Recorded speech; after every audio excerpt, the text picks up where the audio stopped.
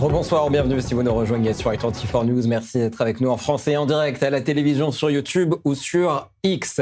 On va s'intéresser évidemment à la déclaration dans quelques instants de Effi Defrine, le porte-parole de Tsahal. Il sera en direct et on écoutera son allocution. Avant cela, je vous propose de nous rendre aux États-Unis. Pendant que vous voyez donc ce pupitre du porte-parole, on va aller à Washington retrouver notre correspondant Antoine Hollard avec Donald Trump qui continue d'avoir un œil sur la sélection du guide suprême iranien. Bonsoir Antoine, il met en garde Téhéran contre un choix qui ne plaira pas à Washington. Le prochain guide suprême ne fera pas long feu sans mon approbation. Voilà ce que déclare Donald Trump, déclaration très menaçante. Alors on savait déjà que le président américain veut avoir son mot à dire dans le choix du prochain dirigeant iranien. On sait aussi qu'il ne veut pas du fils d'Ali Khamenei. Il l'a traité de poids-plume, d'incapable cette semaine en disant que les Iraniens perdent son temps avec lui. Et donc aujourd'hui, avec cette déclaration, eh bien, Trump accentue encore un peu plus la pression. Le président américain qui dit également que ça n'est pas un problème si le futur guide suprême est issu du régime actuel. Trump dit qu'on a simplement besoin d'un bon dirigeant. Et ça, c'est intéressant parce qu'on voit en fait ce que Donald Trump a en tête. Trump ne croit pas au scénario d'un soulèvement populaire qui porterait au pouvoir une personnalité issue de la société civile. Ce que cherche Donald Trump, c'est quelqu'un à l'intérieur du système qui serait prêt à se retourner contre le pouvoir actuel et à faire allégeance aux États-Unis, à se mettre en fait à la botte de Donald Trump. Le problème pour Trump, c'est que pour le moment, les choses ne se passent pas du tout comme il le souhaite, et notamment parce qu'un certain nombre de candidats qui avaient été identifiés par les Américains ont été tués dès les premiers jours de frappe. Alors Antoine, cette opération Epic Fury, comme l'appelle le Pentagone, elle est loin de faire l'unanimité dans l'opinion américaine. Oui, alors les chiffres bougent un peu en fonction des sondages, mais globalement, on voit que les Américains sont majoritairement opposés à la guerre en Iran. Le dernier sondage donne 56% d'Américains contre les frappes américaines. Et ça, c'est inédit finalement dans l'histoire récente. Les dernières années, lorsque des présidents américains sont partis en guerre, il y avait une majorité d'Américains qui étaient derrière lui, ce qu'on appelle l'effet drapeau. Cette fois-ci, ça n'est pas le cas pour deux raisons. D'abord parce que les Américains sont lassés de ces guerres lointaines dont ils estiment qu'elles ne les concernent pas. Il y a une lassitude en particulier sur les conflits au Moyen-Orient. Et puis, il y a aussi cette société américaine qui est très polarisée, très divisée, ce qui fait qu'il est compliqué de trouver un consensus sur un grand nombre de sujets, et en particulier sur le sujet de la guerre. D'ailleurs, on voit dans les sondages qu'il y a un clivage partisan, avec d'un côté les démocrates qui sont très largement opposés à la guerre, et de l'autre côté des républicains qui, très majoritairement, soutiennent l'action de Donald Trump.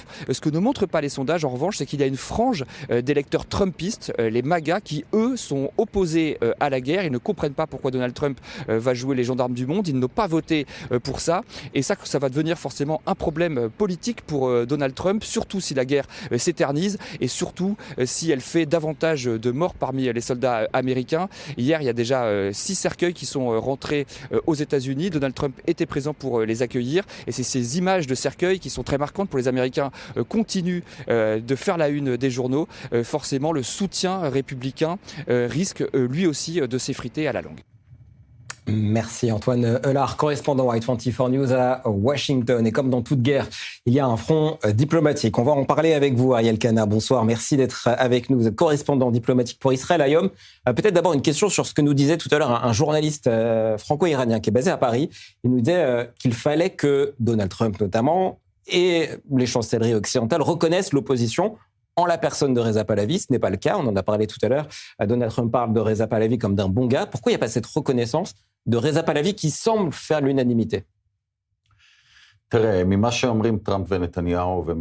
que disent Trump et Netanyahou et ce que j'entends de manière générale, il y a un plan organisé, planifié, 4-5 semaines, guerre, ça peut toujours changer, mais il y a un plan prévu que je ne connais pas, que personne ne connaît, et je peux vous dire que Netanyahou et Trump, s'ils disent qu'ils ont un plan, et on a toutes les raisons, depuis une semaine et 2 jours qu'on est en guerre, de voir qu'ils ont un plan, il faut leur faire confiance et croire qu'ils savent ce qu'ils font.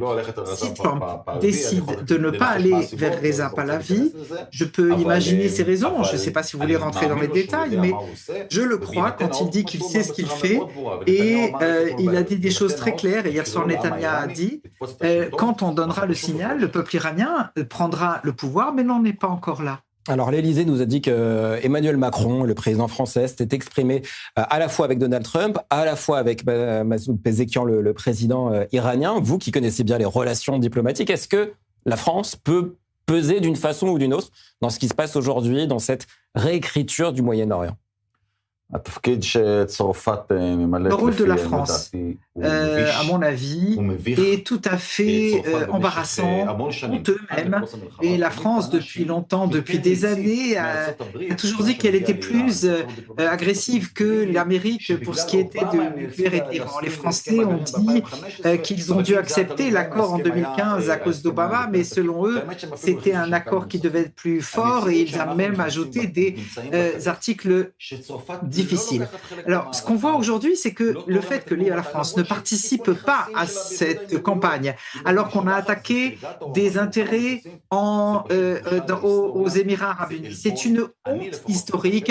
Alors, moi, je serais vexé. En tant que citoyen israélien, j'attendrais un État qui dit qu'il est moral se tenir contre cet axe du mal qu'est l'Iran, comme l'a dit De Gaulle face aux nazis. Macron téléphone aujourd'hui au président iranien, il n'a pas honte de parler avec eux. À mon avis, c'est une honte totale. En quelques mots, est-ce que les chancelleries les chancelleries occidentales, au-delà de la France, devraient mettre une plus grande pression sur les diplomates iraniens encore en poste chez eux? On pourrait parler de convocation, par exemple. Je ne crois pas qu'il y ait eu de convocation d'ambassadeurs iraniens en Europe. Je ne crois pas. En fait, je suis sûr que ça n'aurait servi à rien. Les Iraniens, c'est un régime fanatique, religieux, extrémiste, qui ne fonctionne pas de manière rationnelle comme on le fait ici. Ils ont leur foi, ils sont persuadés que la guerre va venir, la guerre va leur faire du bien. La réalité est simple, c'est un régime monstrueux qui tue ses civils, qui tue les nôtres, qui exporte le terrorisme dans le monde entier, et en France aussi d'ailleurs, du terrorisme iranien en France aussi. Aucune diplomatie ne sert à rien. Trump a donné suffisamment d'occasions à Khamenei de changer de direction. Maintenant, Khamenei est monté au ciel et j'espère que maintenant, Israël et les Américains vont détruire le reste de son régime. Alors, est-ce que justement, les Américains vont aller au bout de cette opération? On parlait avec notre correspondant à Washington de l'état de l'opinion américaine qui n'est pas pour cette guerre, qui ne voulait pas que les États-Unis soient le gendarme du monde. Est-ce que ça peut rebuter Donald Trump ou au contraire, il va aller jusqu'au bout, donner une victoire aux États-Unis et montrer aux Américains, voilà ce qu'on peut faire, j'avais raison? Excellente question. Je vais vous dire en même temps que Trump prouve sur la question iranienne de la suite dans les idées depuis longtemps, depuis 2016, quand il n'était que candidat à la présidence et ces derniers mois certainement, et puis avec ses actions récentes. Et s'il dit que je veux qu'il cède sans condition, je crois ce qu'il dit. L'opinion publique américaine, de ce que je sais, d'abord, il y a un soutien croissant à la guerre dans les sondages que moi j'ai lus et je ne vois pas, évidemment, les démocrates sont contre, mais ça n'est pas important parce que la majorité des Américains comprennent que l'Iran est une menace contre eux aussi. Et donc, tant qu'il n'y a pas de soldats au sol du côté américain et que le prix du pétrole augmente de manière raisonnable, je ne vois pas d'opposition publique. Peut-être dans quelques semaines, ça changera, mais à mes yeux, quand le président américain dit que du point de vue historique, pour l'avenir de l'Amérique, il doit faire ce qu'il fait, même si le prix du pétrole monte et même s'il y a des morts, eh bien, il a beaucoup de courage de se tenir devant l'opinion publique américaine et je pense que c'est une mesure qui est historique et morale. Vous restez avec nous, évidemment, Ariel Khanna. On va continuer à parler du front diplomatique. En attendant, Sarah Seban en régie surveille pour nous le porte-parole de Tsahal qui devrait s'exprimer d'une minute à l'autre. Vous voyez ce pupitre qui a été installé. On suivra évidemment l'allocution du porte-parole de Tsahal en direct et en français dans quelques instants.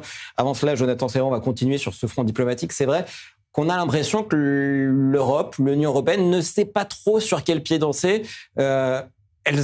Toutes les chancelleries occidentales, ou presque, ont pris la position d'Emmanuel Macron, c'est en même temps. En même temps, faire valoir le droit international, qui représente le droit international, l'ONU, la CPI, qui condamne continuellement l'État d'Israël, qui a perdu toute légitimité et même toute crédibilité. L'Europe qui pourrait aussi défendre leurs financiers, à savoir les Émirats Arabes Unis et le Qatar, qui financent à grands deniers le monde du sport, le monde de la culture et le monde universitaire en Europe, mais aussi aux États-Unis, qui a des intérêts, comme l'a dit Ariel, qui a des intérêts énergétiques dans le Golfe Persique, notamment aussi défendre son allié européen, Chypre, qui est attaqué par le Hezbollah libanais. Alors, c'est bien gentil de condamner, d'appeler ce soir le président iranien pour lui demander d'arrêter de tirer contre les monarchies du Golfe. Écoutez, je suis désolé de vous interrompre. Effi Defrin, le porte-parole de Tzahal. Les combattants sont tombés à cause de tirs contre nos combattants alors qu'ils protégeaient les... Et je présente mes condoléances aux familles.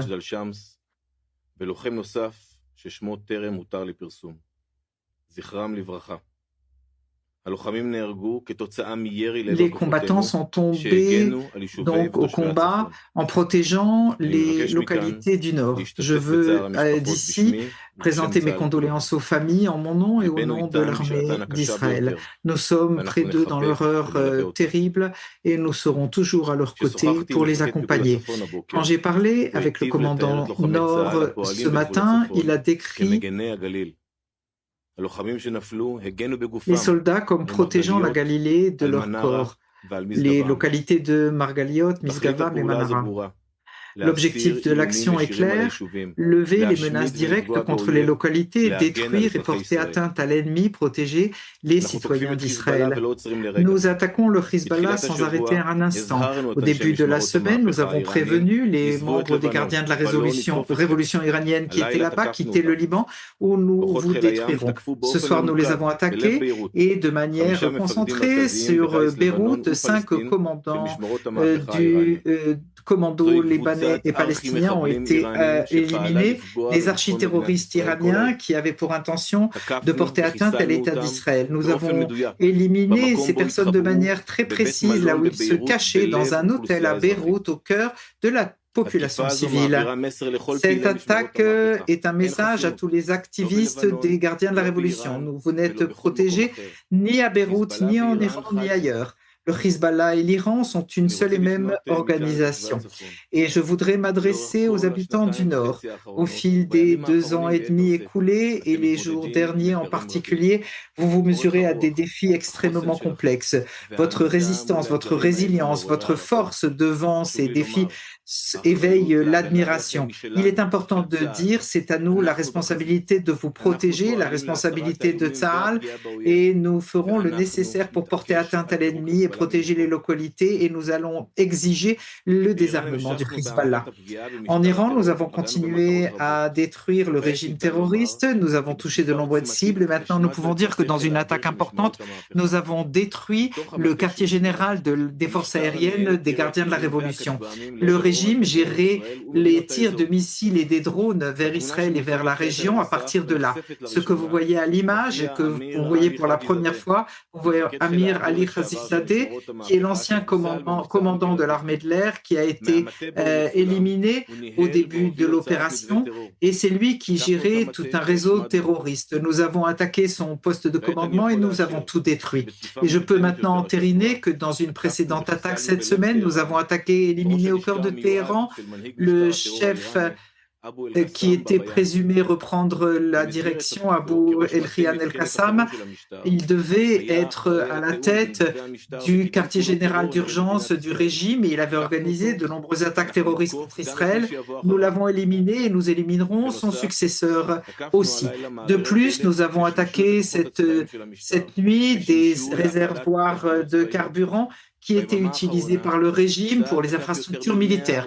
Depuis 24 heures, nous avons tiré sur plus de 140 cibles iranienne avec plus de 900 munitions utilisées.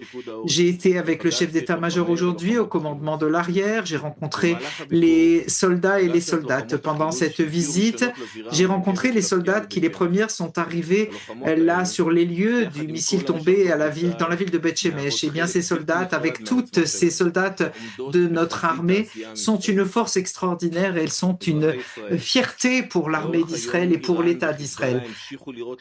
L'Iran l'Iran et le Hezbollah ont continué à tirer contre Israël et dans certains cas, il y a des civils qui ont été blessés et par ces tirs. Je leur souhaite un prompt rétablissement. Nous faisons tous les efforts nécessaires pour lever toute menace, mais la défense n'est pas hermétique. Nous avons lancé cette opération pour protéger l'État d'Israël. Comme je l'ai dit, c'est une opération qui peut durer un certain temps. Je comprends la difficulté d'être dans les espaces protégés et les conséquences sur les familles et les enfants.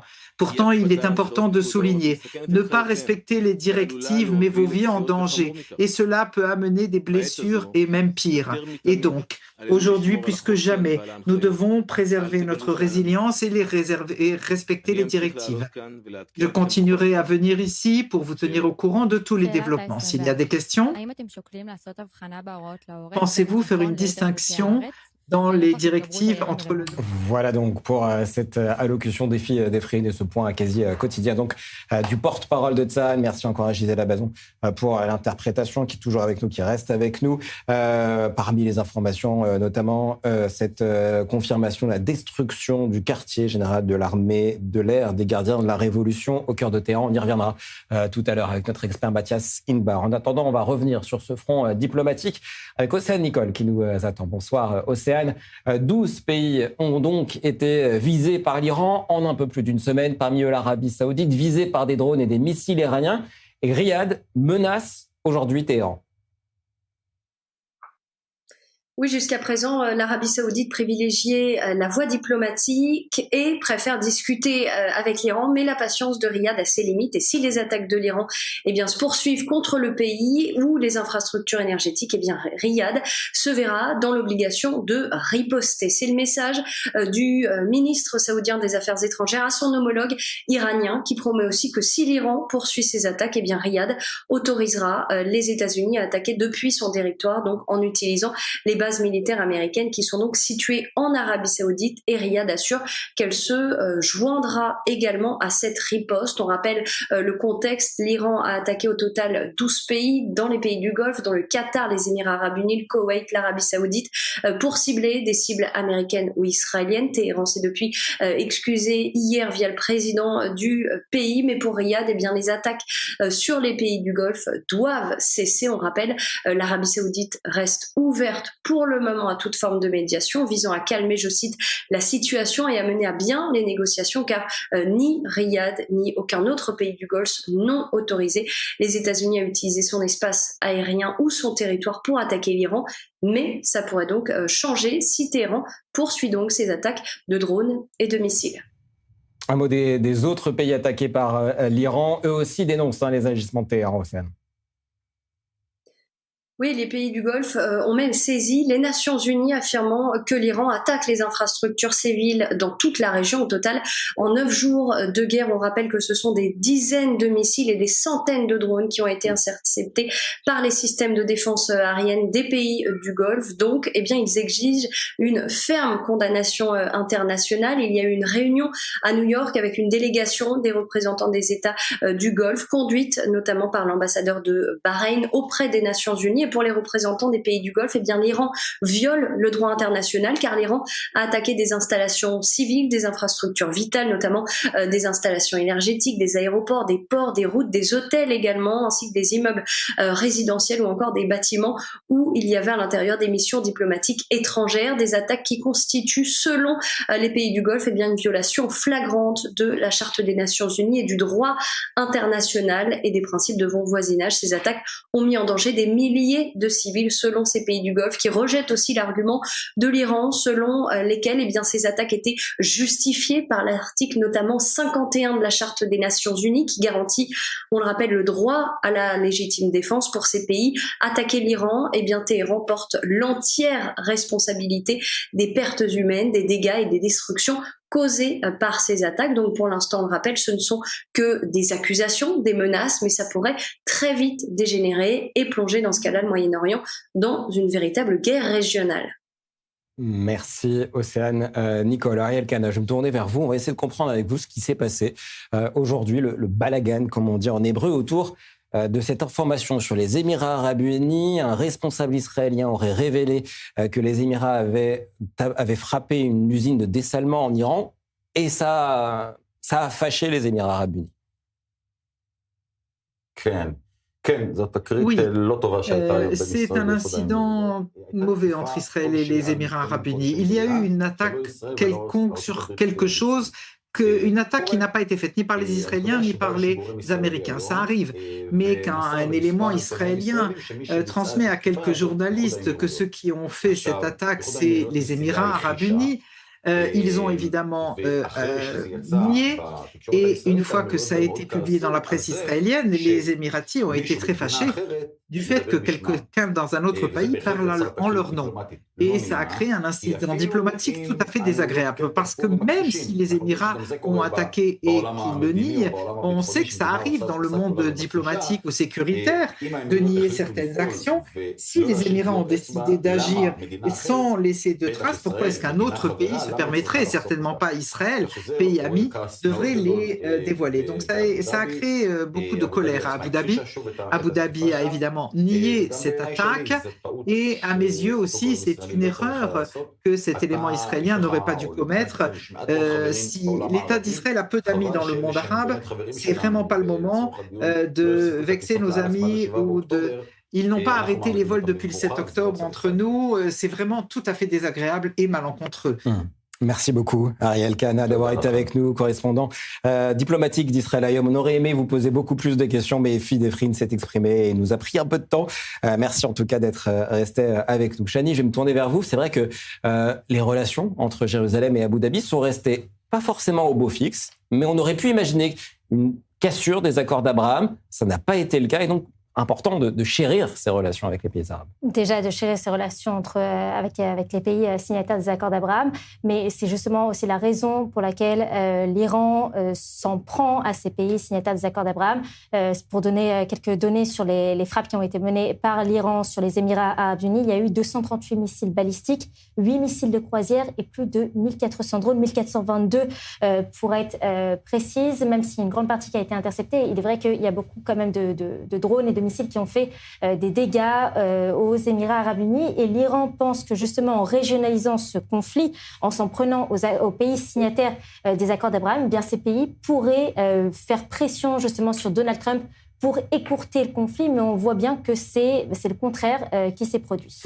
Merci Shani, vous restez avec nous, continuez à commenter évidemment ce qui se passe dans la région et ici aussi en Israël, puisque vous l'avez suivi, il y a eu des attaques du Hezbollah sur le nord d'Israël, des attaques de drones, de missiles, et je propose justement de nous rendre dans le nord d'Israël, aller rejoindre Noémie Richard-Stein. Bonsoir, merci d'être avec nous. La nuit dernière et ces dernières heures ont été agitées. Comment allez-vous ce soir ? Oui, effectivement, c'est une situation relativement angoissante, puisque on a quand même constamment les bruits du ciel, j'allais dire, beaucoup d'interceptions du dôme de fer, des avions d'armée israélienne qui passent constamment au-dessus de nos têtes. Pas toujours de sirènes, mais en tout cas beaucoup de bruit et voilà, et d'explosions autour de nous. Donc on est sur le qui-vive. Nous personnellement, on est venu se relocaliser dans une maison avec un abri. Certaines des familles alentours se sont installées dans les différentes miklates du village de Hamouka où on habite. Voilà, et malgré la situation, on trouve quand même des beaux moments de solidarité israélienne. Vous êtes aussi maître fromager de profession. On a déjà eu l'occasion de vous inviter sur ce plateau pour parler de vos exploits pour Israël sur la scène, sur cette scène-là. Vous arrivez à continuer à travailler? Comment ça se passe? Alors, ça fait partie effectivement des difficultés supplémentaires, puisqu'on a une ferme dans le nord d'Israël, une ferme touristique. Donc, évidemment, toute l'activité touristique est aujourd'hui fermée. On continue évidemment à produire dans l'espoir de se préparer, notamment pour la fête de Shavuot, pour les semaines à venir, en espérant qu'on retrouve des jours paisibles. Mais outre la production, toute la partie d'activité touristique et commerciale a été évidemment fortement impactés, sans parler de la partie de la gestion du troupeau de chèvres, des animaux qui n'est plus aussi simple. Voilà, donc on essaye de s'adapter et encore une fois, on essaye de mobiliser les équipes, même si c'est pas toujours facile, d'avoir voilà la possibilité de faire travailler les gens de façon habituelle, parce que c'est toujours délicat pour tout le monde de se déplacer dans ces conditions. Merci. Bon courage à vous, à vos proches, évidemment, et à tous vos voisins. Noémie Richard Stem d'avoir été avec nous. On va se retrouver dans quelques instants. On va marquer une courte pause. Et en attendant, vous voyez évidemment le calendrier, si je puis dire, de nos éditions spéciales s'afficher à l'écran. Vous restez avec nous. On revient en direct et en français dans moins de 4 minutes.